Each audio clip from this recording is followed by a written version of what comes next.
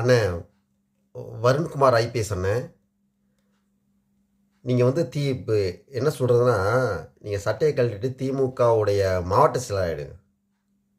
நீங்கள் ஒரு அரசியல் கட்சி தலைவன். உங்கள் வேலை வேலை, உங்கள் வேலை வேற, உங்களுடைய பொறுப்பு வேற, நீங்கள் படித்தது வேற, நீங்கள் பார்க்க வேண்டிய பணி வேற.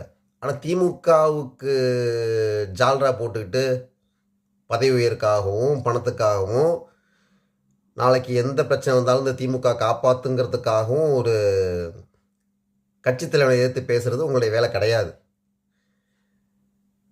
இப்பயும் ஆரம்பிக்கும் போதோட அண்ணன் ஐபிஎஸ் அண்ணன் வருண்குமார் அண்ணன் தான் ஆரம்பித்தான். அது வந்து கற்றுக் கொடுத்தது சீமான் அண்ணன் எங்களுக்கு கற்றுக் கொடுத்தது மரியாதையாக பேசுறது. என்ன மாதிரி எல்லாம் பேச மாட்டாங்க.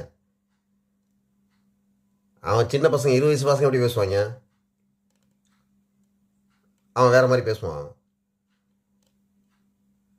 உங்கள் வேலையை பாருங்கண்ணே.